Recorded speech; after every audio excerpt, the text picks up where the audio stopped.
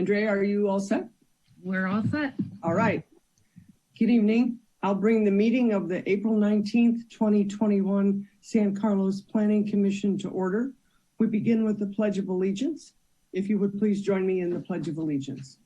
I pledge allegiance to the flag of the United States of America, to the republic, one which nation, stands, under God, one nation of God, justice for all. Andrea, a roll call, please.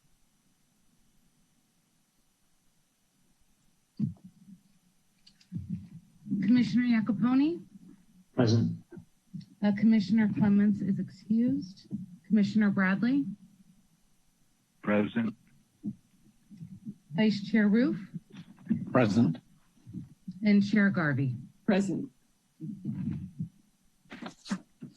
The next item on the agenda is public comment. I want to take a brief moment now to describe the public comment item. Public comment is limited to items not on the agenda. The Commission may briefly respond to statements made or questions posed as allowed by the Brown Act. However, the Commission's general policy is to refer items to staff for attention or have a matter placed on a future Commission agenda for a more comprehensive action or report. Is there anyone in the waiting room who wishes to speak on an item this evening that is not on the agenda?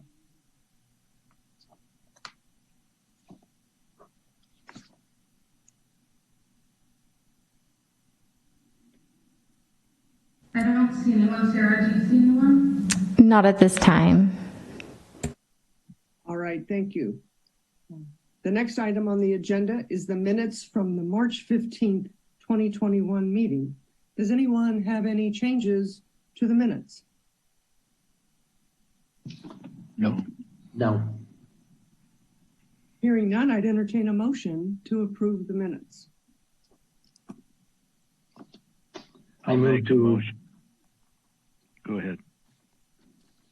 I'll move to approve the minutes of the meeting of March 15, 2021. And I'll second. All right, we have a motion and a second. Andrea, roll call, please. Commissioner Jacoponi? Yes. Commissioner Bradley? Yes.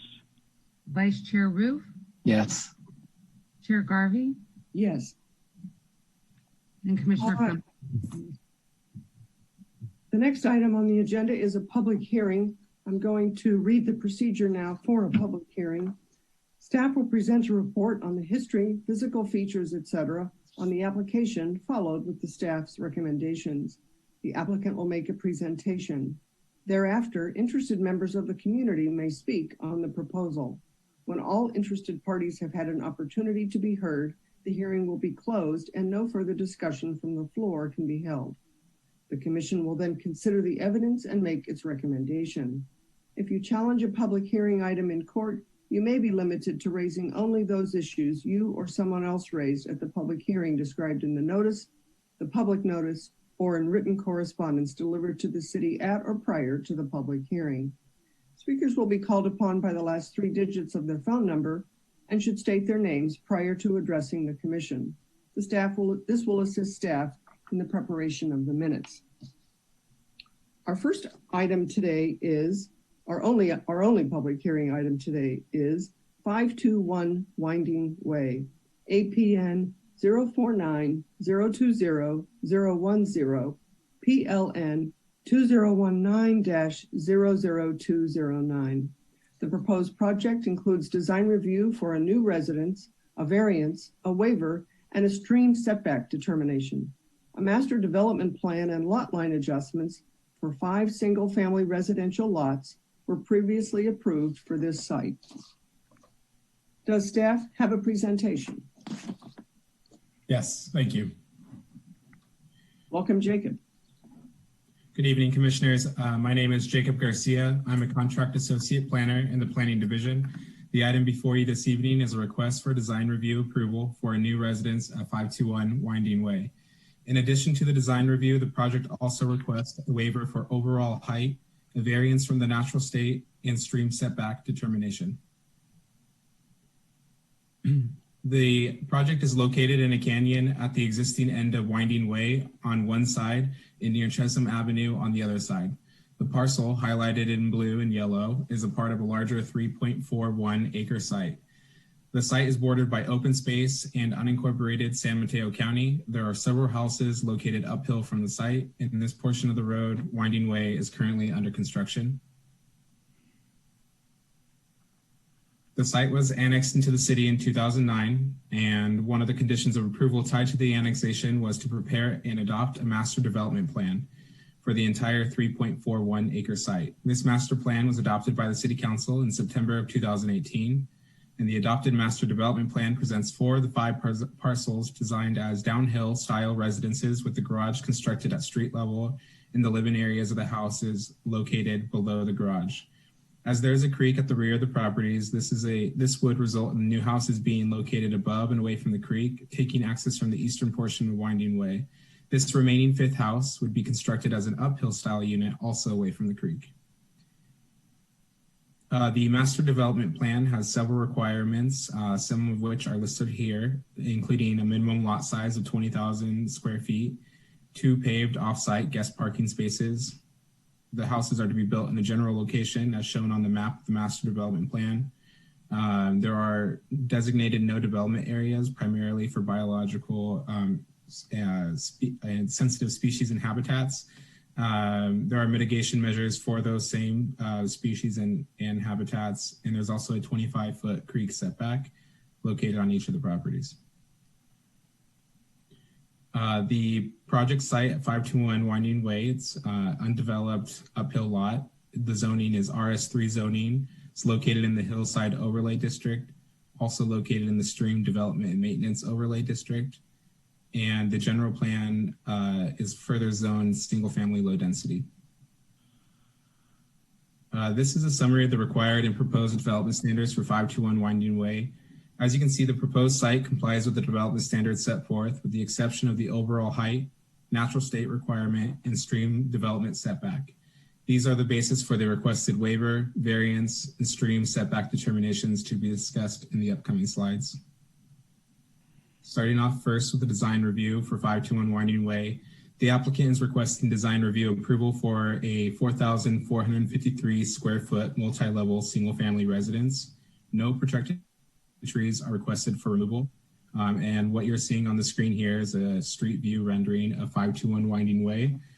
This rendering also is slightly different than what you'll see on the plans. The plans propose the guest parking to have a 2-foot separation between the required driveway for the main residence and the landscaping strip in between the guest parking and the public right-of-way is no longer being proposed, as you will see on the upcoming slides. This here is the partial site plan focused on the location of the proposed residence and the guest parking. And here is where you'll see that gap between the 2 driveways of the guest parking and the main residence parking. And this here is the floor plan for the garage level. The applicant is proposing a new multi-level residence. The house will step up the hillside and the garage will be oriented to the front of the lot. At the street level, there's access to the garage and guest parking. The entrance to the front of the residence is accessible by exterior staircase from the street level and an interior staircase from the garage. The lower level consists of a kitchen, family room, a dining room, 1 bedroom, 2 bathrooms, and 2 exterior terraces at the front and side of the residence. At the upper level, there is a bonus area, 3 bedrooms, including a master suite, as well as 3 bathrooms, a laundry room, and 3 exterior terrace and patio areas at the front and rear of the residence. This here is the front elevation for the new residence. Again, here's the front rendering. The main body of the new residence is proposed to be in stucco tan color called doe skin, and the fascia, windows, and metal guardrails will be a dark brown color called brown bear. The garage and lower exterior stair retaining walls will consist of a stone veneer, which is labeled as cultured stone Southwest blend profit to complement the color and materials of the stucco and the fascia. The proposed roofing will be a GAF Everguard dark bronze color with a decorative gravel topping. This is the elevation from the rear side of the residence. As you can see, it's built into the hillside. Here is the here's the left side elevation for the residence. Here is the right side elevation for the main residence. I will now detail the request for the overall height waiver, the natural state variance, and the stream setback determination for the guest parking. The applicant is proposing a height waiver to allow deviation from the overall height of 35 feet. The municipal code allows this deviation for up to 10% of the requirement, and the applicant is requesting an overall height of 36 feet, 5 inches. And as you can see here on this slide, the allowable height of 35 feet is labeled there with the red orange line, and the proposed height with the request for the waiver is at 36 feet, 5 inches indicated by the blue line. The slope of the property has a direct impact of the height of residence per the municipal code. A maximum natural state variance of 85% is required. The area that counts against natural state includes not only the footprint of the residence, but also the driveway, retaining walls, paving, light wells, etc.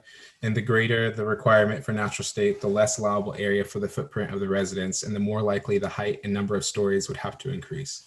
Further, staff requested that the roof have attractive gravel or similar as it is visible from above, and this requires a minor increase in height to create a parapet to contain the material. For the variance request, the applicant is requesting a variance from the natural state requirement found in the Hillside Overlay District. Based on that requirement, 84.4% of the lot would be required to be in natural state. This would mean that no structures, paving, or any disturbance of the land could occur within the area, and that the maximum allowed disturbed area is 15.6% or 5,566 square feet. However, as the first diagram shows, just the parking and stormwater measures alone make up a majority of the maximum allowed disturbed area. Therefore, a variance is needed to build a residence beyond the garage, guest parking, and stormwater requirements. And on this slide, if the variance is approved, the applicant will be able to maintain a 77.7% of the lot in natural state as shown. The stream setback determination, the applicant is requesting a stream setback determination for the 2 guest parking spaces located within the required 25-foot stream setback. The master development plan requires that there be 2 off-street parking spaces for a 521 winding way, and the master development plan approved plans demonstrate that the off-street guest parking would be located, at the front right side of the residence. The applicant is requesting to instead locate the guest parking within the 25-foot stream setback to the left of the residence above a culvert provided for the drainage below the street. This new location is also within the extensive of a tributary that runs into the Pulgas Creek, which is just downstream of the culvert.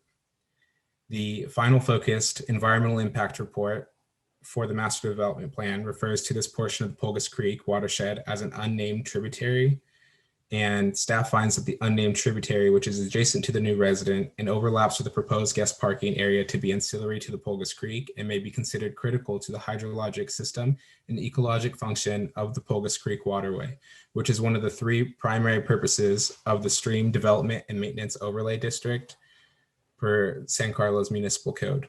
Therefore, staff has determined that the regulations of the Stream Development Maintenance Overlay District apply. The applicant has consulted with their project biologist, indicating that the newly proposed parking, who have indicated that the newly proposed parking would not result in any adverse impacts to the stream or riparian habitat.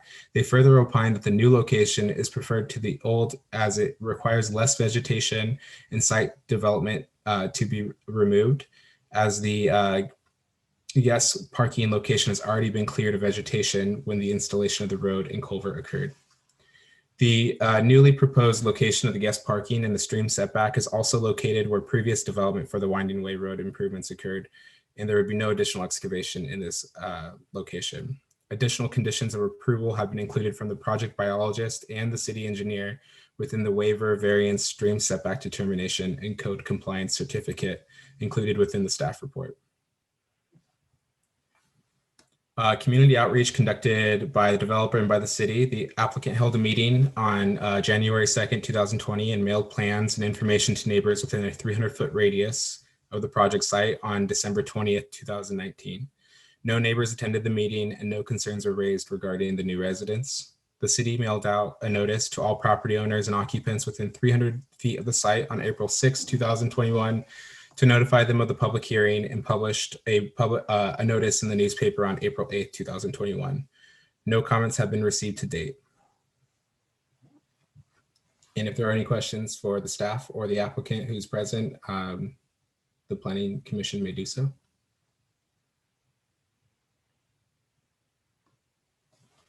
Oh, I think you may be on mute.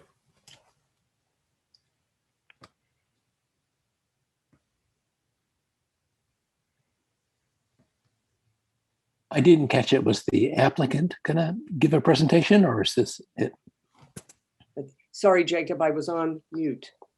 Thank you for that presentation. Do any of my colleagues have any questions of Jacob before we hear from the applicant? Okay. No. Jacob, I have a question. The culvert that you referred to, was that the blue line on the figure that was sort of perpendicular to the road in the parking spots? The blue line does run underneath the road, which it enters at the culvert. Just if you follow the blue line up from where the proposed guest parking yellow lines are, you'll see the head wall. Oh, yes. Located there. Okay.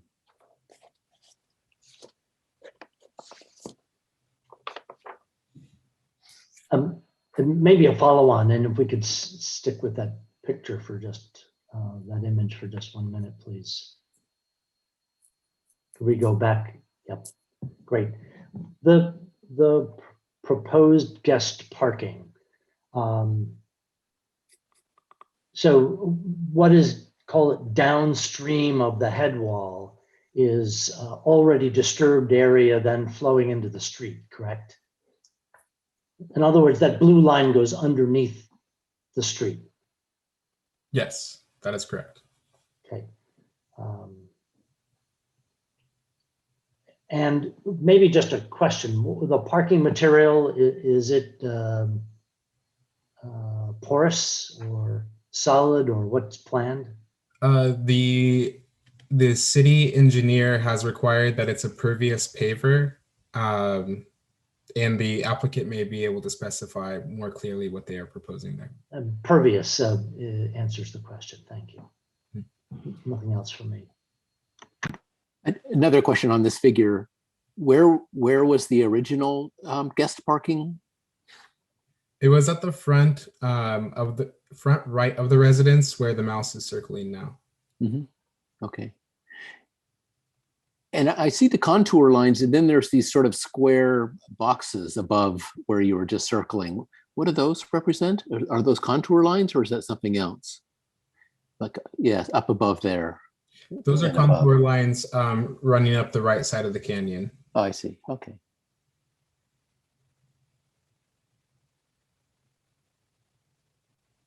Jacob, this is Ellen. Going over to where the guest parking is, you mentioned that there was originally continuous pavers from the regular driveway over to guest parking, and that instead there's now a separation. Did I understand that right?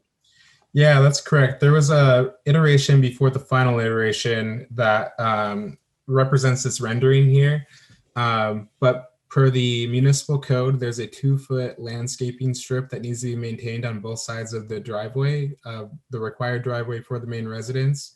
And so the final rendition of these plans implemented that and complied with the municipal code by separating the guest parking spaces from the driveway of the main residence. Okay, that's very helpful to know that this is done for aesthetic reasons as opposed to an issue with drainage that came up at the last minute. That's very helpful. Thank you. Of course. Any other questions before we hear from the applicant? All right, does the applicant have a presentation? If so, you may begin.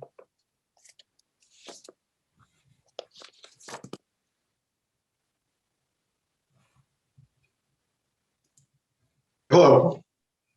My name is, Hello? can you hear me? Yes, we can.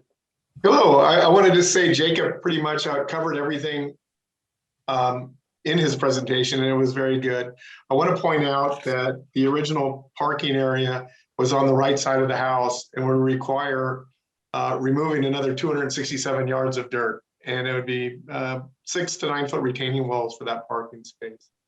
After meeting with a biologist, we determined that the area we chose over to the left, above or below the culvert, was the best place to put it because we've already done all the grading there for the master plan for the road, as Jacob pointed out, and it wouldn't require any grading. So that's kind of why we came up with the parking over to the left there. So it'd be a lot less disturbance and it'd be aesthetically a lot more pleasing. And everything else is pretty much, I agree with Jacob. Good presentation. All right, thank you very much, Mr. Grove. Any colleague questions of Mr. Grove before we see if there's anyone from the public who would like to speak? Yes, I'd like to ask if it was considered to put the guest parking on the opposite side of the street toward the other resident, I believe, to the south, since this is a planned unit development with a master plan, not have it so close to the proposed residence, but it would also serve the other, I don't know the address, the house on the large lot across the street.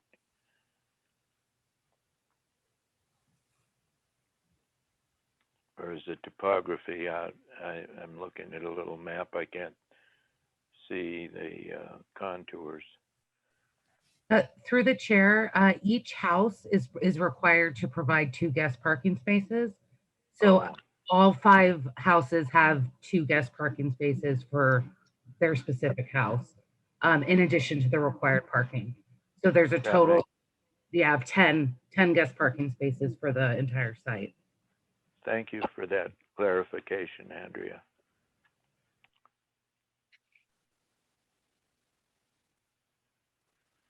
Mr. Grove, this is Ellen. I had 2 questions, both relating to drainage. The first one is on drawing, I think it's C5 in the packet. Can you tell me, what is a biotreatment area? Does that filter water before it goes down to the creek? Does it modulate the flow of water before it goes down to the creek? I wasn't familiar with that term. Yeah, yes, the biotreatment is a treatment center. It's all the way, we have them on all 5 lots. And in addition to that, it's on the side of the road all the way down from the bottom of Chasm all the way to the top of Winding Way. So yes, the biotreatment is designed to clean the water before it is metered out. It doesn't run freely into the creek. It goes through like a metered. And what I mean by metered is it's a big tank or a big concrete box. And at the end of that box, it has like a 2-inch pipe that comes out of the end of it. So it stores all this water after it's cleaned, and then it meters it out slowly into the creek, or not the creek, but the drainage portion of the building. Thank you. That's very helpful. And then the next page, I think it's plan number C6. It also had a term I wasn't familiar with, a valley gutter. Is this like a French drain? Is this keeping water from running down the hill into the house? Can you help me understand what is a valley gutter and where does that drain? The valley gutter, I don't have that in front of me, but a valley gutter is exactly that. It collects water, and then that would have to go to a drain and dissipate through the biotreatment center, and then on its way out again. Nothing on this property is allowed to just dissipate without going through the biotreatment center. If we're gathering it, it has to go through the biotreatment. Thank you. Very helpful. Any other questions of staff or the applicant before we hear from the public? All right, now's an opportunity if if you would like to call in and make a comment on this item. This is a good time to do that. Sarah, is there anyone in the waiting room?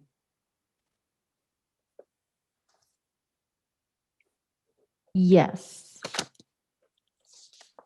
Greg Garcia. Good evening, Greg. Please give us your full name and you'll have 3 minutes to address the commission. Yeah, my name is Greg Garcia, and I've been following this project since it started. And I mean, it's an amazing project. And I believe, I mean, we definitely need housing, and this is, you know, definitely filling that void that we need. And I think it should be approved the way it's proposed. Thank you very much. Thank you, Mr. Garcia. Anyone else, Sarah, in the waiting room? Yes. Greg Kawahara. Mr. Hello. Go ahead. Yeah. Thank you. First, I want to say thanks to Jacob for the excellent presentation of the project and the staff report. And really, I just had something I wanted to point out.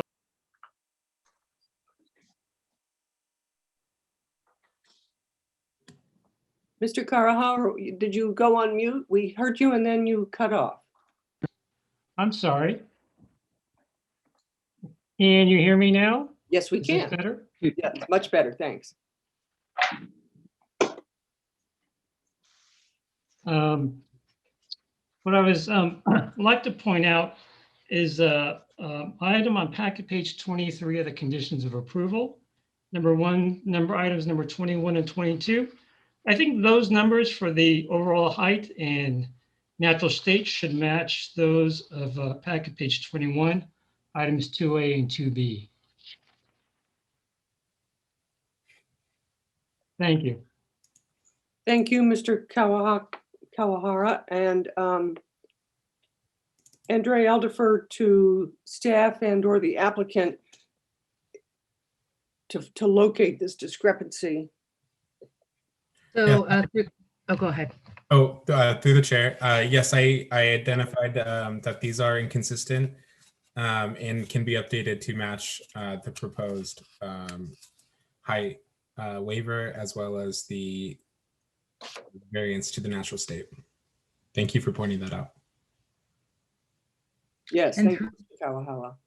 Through the chair, if the commission does decide to approve this item, if you could just add that into the motion as well, was just updating the conditions of approval to match the plans for those two items. Thank you.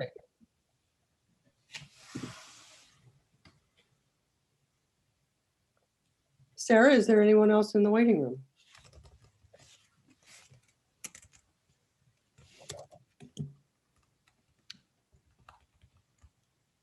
Chair Garvey, Ron Grove would like to speak. Yes, Mr. Grove.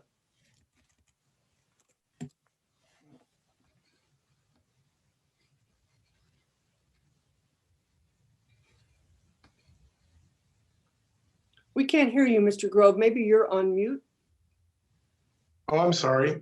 I think the discrepancy was the height was one of those, and it dropped the height down to 36'5" versus 37 something, which was in the packet. So it actually reduced the height, and it made a little change to the, I believe, to the natural state, if anybody's wondering what that was. Thank you for that clarification. Sarah, are there any other callers in the waiting room who'd like an opportunity to be heard? Not at this time. If not, and hearing none, I'd entertain a motion to close the public hearing. I'll move we close the public hearing. I'll second that. All right, we have a motion and a second. Andrea, can I have a roll call?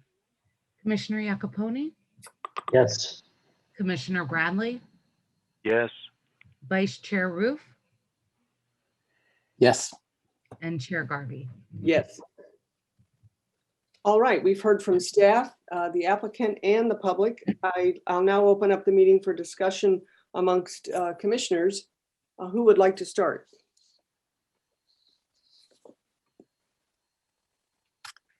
Well, maybe I can start by suggesting that maybe we discuss the three key elements in sequence: the variance for the natural state, number one, the waiver for the height, and number two, and then the creek setback, number three. So we can just kind of knock them off one at a time.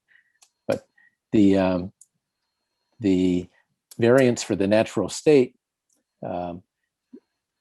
it's we've seen this before on this sort of the topography of the property, where the rule is sort of unreasonable in the restrictiveness that it would force the building height to be to make a small footprint, and to compensate for that small footprint to have a high height, which would definitely be less advantageous. So and some of that encroachment on the natural state is due to the water drainage requirements, which are pretty substantial given the slope and the fact that there's water coming down that hill. So so my perspective on the natural state is that it's a fairly modest variance that's required, and it seems reasonable for the reasons I just said, is my thinking.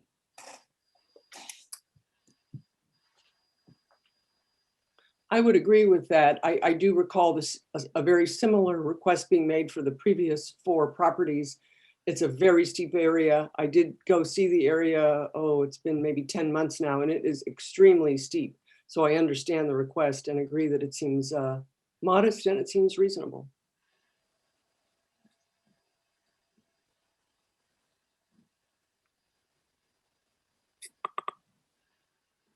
All right, are there any comments on the waiver request? This has to do with the height. No. No. I guess I would comment that we've also had similar requests for these in the past, and that the specifics of this site do seem to be compatible with asking for that 1.5 foot waiver. Part of that's due to the gravel roof that I agree is a pretty nice feature of these houses, of this house, and the steepness of the lot, so that the garage is necessarily a little bit is lower than the house, and that counts. So to me, the specifics of this particular site and plan make sense. So I would support a waiver.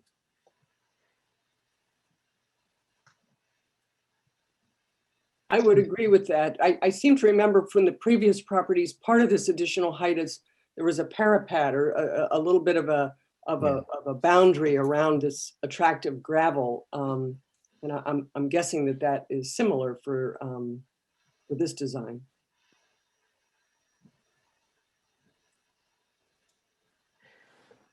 Now the stream setback determination, there, I think we should consider it pretty carefully, because I think the stream setbacks are, in general, they're important to respect, and that we shouldn't allow those to be encroached on unless there's a really good reason that's specific to the instance. And so, and this might require clarification from the staff. Are we asking for, from reading the material, an argument was made that it's not really a stream. This is my own phrasing, but it's not really a stream. It does not flow. It's ephemeral, as I recall the word was. It doesn't flow very often, and the vegetation along there is indicative of that dry condition. So it's not, in most of the time, it's not a stream. And that therefore the setback rules shouldn't apply. So that would be one. If we're saying, okay, we agree it's not a stream, then then there's not an issue with the setback. That would be potentially one basis for the approval, if I understand things right. Or alternatively, we can, and correct me if I don't have this right, alternatively, we can say, well, that is a stream, but we're willing to give way on it because of the arguments that were just raised in the presentation today about that it's the lesser impact to put it there than the alternative site. So I wonder which basis would we be approving if we were to approve it. Are we saying it's not a stream, or are we saying that it's that it's okay to put it there? It is a stream and it's okay to encroach. Through the chair, I can go ahead and answer that and provide a bit of background as well, if that's okay with you. Yes. So yes, Commissioner Roof, you're exactly right. This is very different than any of the other stream setback determinations you've seen. This project in particular, as Jacob mentioned, has a very long history, as well as a final environmental impact report and a lot of analysis that's been done on it. Before talking about the stream setback, the applicants did speak with staff, and everyone agreed that the proposed location now of the guest parking made more sense in terms of disturbing less area, as the proposed areas where they're proposing the spot is already graded. So once we thought that yes, staff can support that, we looked at the stream or the culvert there, and the fact that there were these tributaries going in. Now, in the past, we have not had an issue where there's been a tributary. It's been the actual creek or stream. However, with the fact that there's already been an environmental analysis done, and we wanted to make sure, and stepping back, and that the creek ordinance specifically talks about tributaries and the purpose behind them, we wanted to apply it in this case for two reasons. One was we wanted to make sure that we had the biologist report and make sure that it's not causing any additional impacts, which was provided. The second thing is by doing the setback, it limits the location of the parking to what's shown on the plan. So if this is approved and the applicant builds this, if they were to make any changes to that guest parking, it would need to come back to the commission for review and trigger another biologist review. And so we wanted to make sure that we are considering that in relation to the stream itself and being really conservative about where that parking will be located. If we went through the process of determining it shouldn't apply, which we did discuss, at staff level and with all of the relevant departments, there was concern about that because we would basically, need to do a lot more research, go through the general plan a lot more than we did to say, is this or isn't this a creek, probably get an interpretation on it. And it seemed that determining this setback would make it process-wise, give the commission a way to look at any changes as well as impacts to the creek. And that's a bit long-winded. I don't know if I answered your question enough or not. So we agree it's a creek. Staff believes the stream setback applies and also supports the proposal of where it's located. The parking, yes. Okay. Maybe, Andrea, if I could then follow up, please. So there is a natural tributary, which is, we'll call it uphill from that head wall, that concrete U or funny shaped V, right? That uphill from there, kind of the upper to the left, that's natural and that's not being disturbed. Is that correct? Correct. And this line is actually, as it gets to the road, it's under the road. So it's interesting because it's in a different, the proposed parking's in a different plane than the tributary itself and the culvert. Right.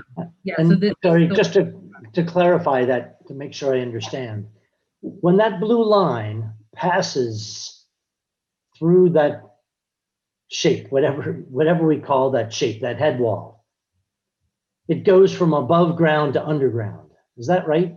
that is correct. So there's really a pipe. So that yellow box is sitting, those two cars are sitting over a pipe that's underground. Yes, exactly. And how deep is that, would you say? I mean, roughly, is it 5 feet, 8 feet, 2 feet? Just any idea? I'd like to ask the applicant to respond. I'm not too Yeah. sure off the top of my head. I think you are good, Ron. Yes, that pipe below the road at that section there is probably about 13 to 15 feet deep. Right. So thank you. So the stream is natural, kind of uphill, and then it disappears under the road 13 feet deep.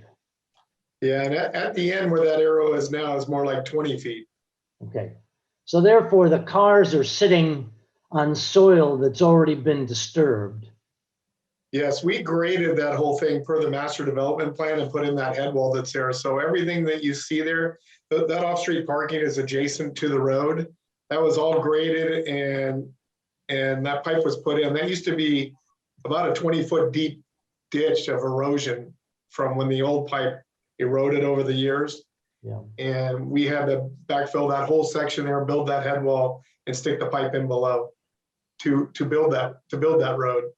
So everything that you're seeing there as far as parking's going, we've already graded and done. It's complete. All we're doing is putting the pervious pavers on top and parking on it. Great, thank you. That gives me, I can picture that. So thank you. Thanks for that clarification.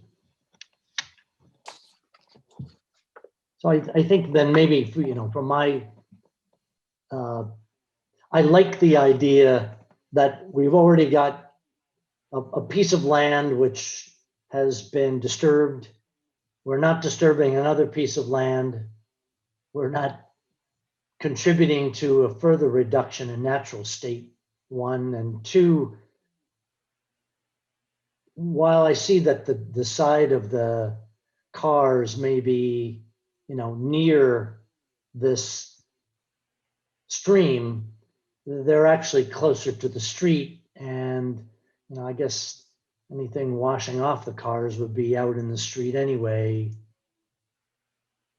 So I'm less concerned about it going into, like, it's not like it's flowing downhill into the culvert.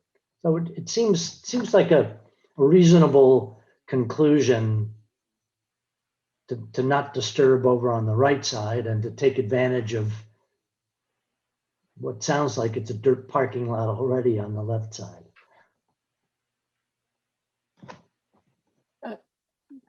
I'd like to clarify what Commissioner Capone was just referring to about that culvert and the cars parked above it.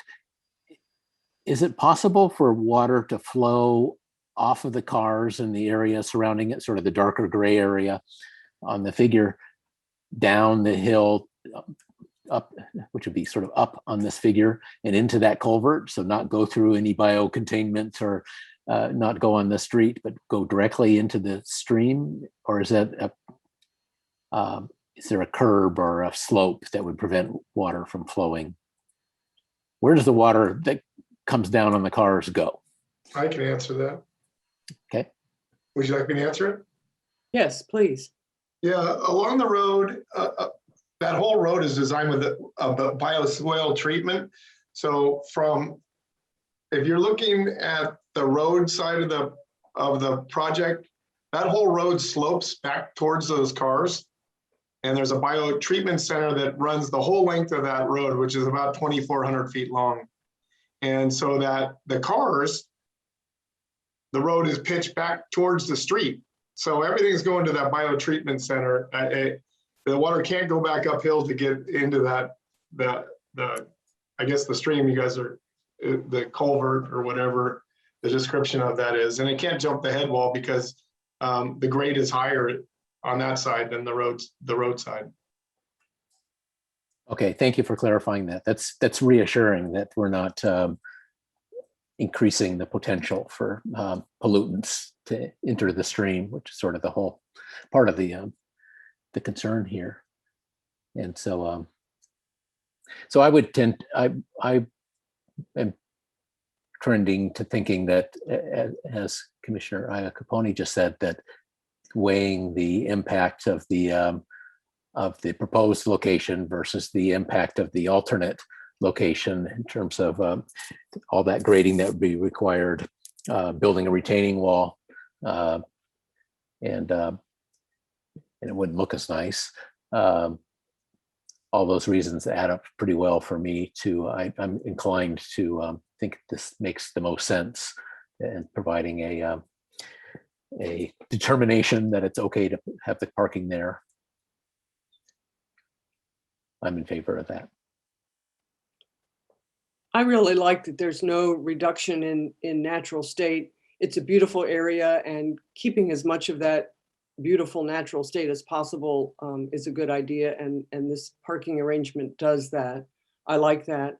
I also like that the culvert has been, I think the word rehabilitated was used, and it's underground. So I don't see a real problem agreeing with Vice Chair Roof and Commissioner Iacoponi that now that we know that this is buried, it doesn't seem to present the challenge that I thought it might. And I hadn't thought about the slope of the road, and if the slope of the road goes this way and the slope of the parking goes, you know, everything's going to flow into this holding area for water. So that too is reassuring.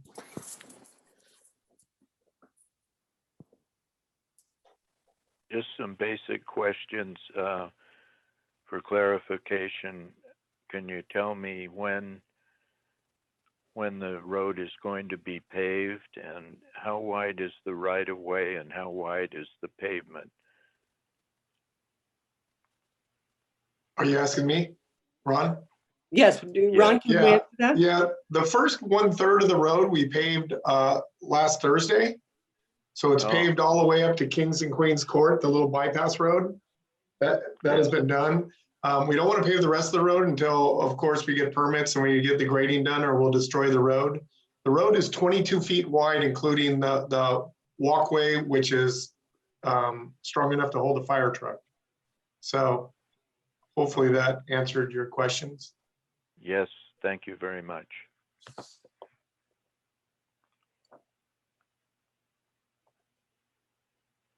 Any other comments or questions on the creek setback determination before we move on to any general comments or questions?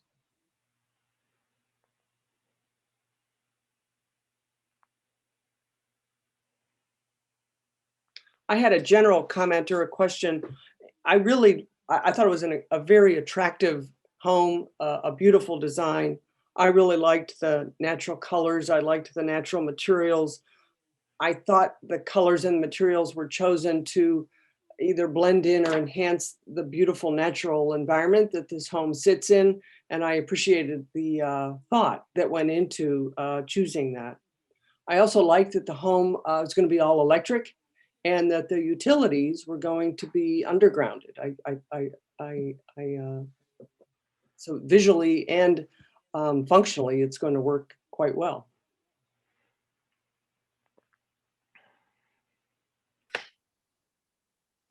I had one, sorry, Don, you go ahead. Go ahead. No, please. Go ahead. All right. Andrea, I had one follow-up. The list of conditions in this approval, are there any that are different? I mean, leaving these 3 requests aside, are there any that are materially different from any of the other 4 properties? They seem the same, but is there anything you would point out to us that's different? as a condition? I'm actually going to ask Jacob to answer that. I think that as far as I know, the only sort of different conditions have to do with the 2 parking spaces that engineering required, such as the pervious pavers. But I'll let Jacob add anything else. Yeah, that's correct. The only differences between the conditions of approval for this project and in the previous project is related to the stream setback determination and for the specific numbers specified within the height waiver and the natural state variance. The last project also had conditions related to removal for trees. So they generally all have the same set of conditions outside of their specific request, as they all are citing the same master development plan and zoning requirements. Great, thank you very much. And I would just then echo Chair Garvey's comments. I thought it's an attractive home and an attractive floor plan. Looks like it'll be a nice place for a family to live. So well done to the design team, and it'll be a nice addition to San Carlos. Yeah, It wasn't an easy design. I liked how you took advantage of the fact that you were building up a hill and layered the house such that you didn't have to dig out a whole bunch of the hill. You nestled it into the side of the hill. I thought that was nicely done. yeah, I agree. It fits very nicely in with the landscape there. So it's very compatible with the neighborhood and the environment there. I would like to applaud the owners and the designers, architect, engineers, for, as my fellow commissioner said, the site planning and having gone to architecture school in the 50s myself, I love modern design, and I appreciate the way you did this project, and also mitigating the measures, respecting nature, the waterway, and the trees. And speaking of trees, not only did you not remove any protected trees, you adding, I think it's 6 more trees. And I looked at the location of those trees, and I think many or most of them are going to be visible from the street. It should be very attractive once it all gets done.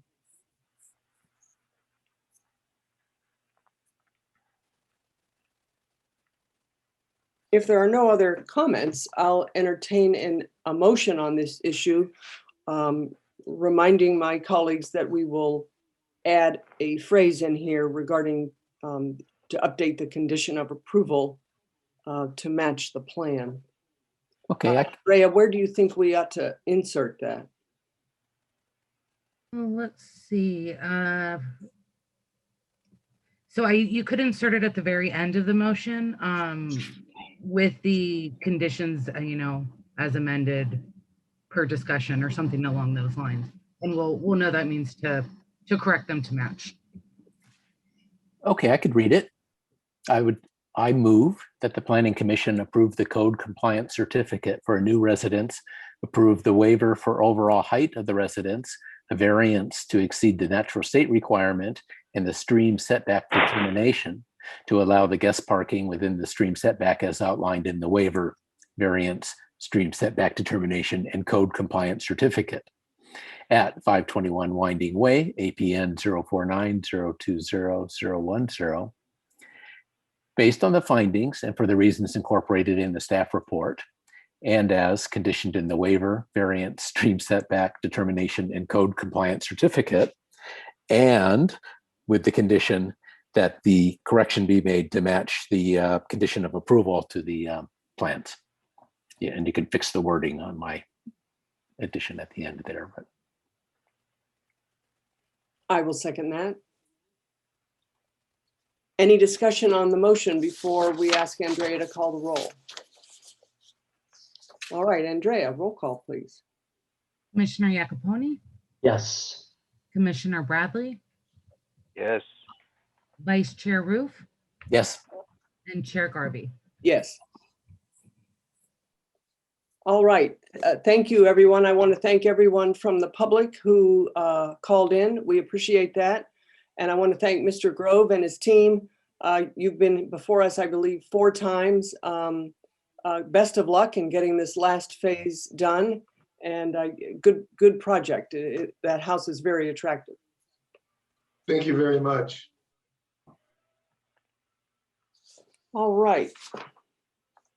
Moving on now to reports, correspondence, and general information. Report on recent city council actions. Andrea, do you have anything for us this evening? Sure. So just a few items of note. At its last meeting, the city council decided to continue to allow the on-street dining program, at least until September, as was originally decided. The other item of note was an appeal that went to city council for 977 Laurel. And this was the condo conversion that was denied by the planning commission. It was appealed up to the city council, and the city council voted 2-2. So 2 to uphold the planning commission decision and 2 to approve the applicant's request. The city's municipal code does explicitly state that during an appeal hearing, if there is a tie, then that has the effect of upholding the planning commission decision and rejecting the appeal. So that item was rejected, and the planning commission's original decision to deny the conversion stands. So those are the 2 big items at the last hearing. All right, thank you very much. Moving on to planning commission comments or reports. Any commissioners have any comments or reports? I would just like to give a note of thank you to Lisa Porras for her forward view of the calendar. It's really helpful to be able to look out, even if maybe a date or 2 will change. Good to know what's coming. So great, and thank you. I'm looking forward to Earth Day next week. I think Yes. it's next week. All right. And I had one item to add. On March 24th, I attended the East Side Innovation Workshop. This was very well attended and very well run. We talked about various development types for the East Side, various traffic and circulation options. It was well facilitated and a lot of great comments. So I think city staff got a lot of information, and we'll be hearing more in the coming months on the next phase of that important project. Moving on now to correspondence. Andrea, any correspondence? No, there is no correspondence this evening. Any planning staff comments, reports, and update of current projects? Yes, I do have a few updates. At your next hearing, we actually are only going to have 1 item again. And this item will be an application for general plan conformity for a site that's located at F Street and El Camino Real. This is a site that is on the border of Belmont and San Carlos. And anytime a government entity wants to buy or sell a property, it needs to go through a general plan conformity analysis. And in this particular case, San Mateo County is interested in purchasing this property. So at your next hearing, you will have a staff report outlining all of the information for this. And it's important to note that the hearing itself is just for general plan conformity, not for a specific project itself. And I think this commission saw one of these maybe like 3 or 4 years ago, so they're not very common. As Chair Garvey, as you mentioned, there was a meeting for the East Side Innovation District. I wanted to let everyone know that the summary report and appendix are now on the website at sancarlosinnovation.org. I also wanted to mention the Let's Talk Housing website, which I believe Lisa Porras mentioned at the last meeting. But again, just to remind everyone about this new website for the county and all of the 21 cities within the county's housing element updates. And then finally, and I apologize that it's not on the slide, We, planning staff, are looking at the heritage tree ordinance and looking at comparing it to other cities and seeing how and if it should be updated in regards to illegal tree removals, possible tree definitions, as well as reasons for removal. So we are going to be looking at that probably within the next 6 months or so. And as that moves along, that would come to the Planning Commission for study session as well. So that's something else that is relatively new on our list of items. And I think that is it. All right, Andrea, thank you very much. And with that, we've come to adjournment. So this meeting this evening is adjourned. Thank you, everybody. Thank you. Thanks, everyone. Good evening. Good job, Be safe. Ellen. Keep wearing your masks. For sure. Good night. Maybe. Bye now.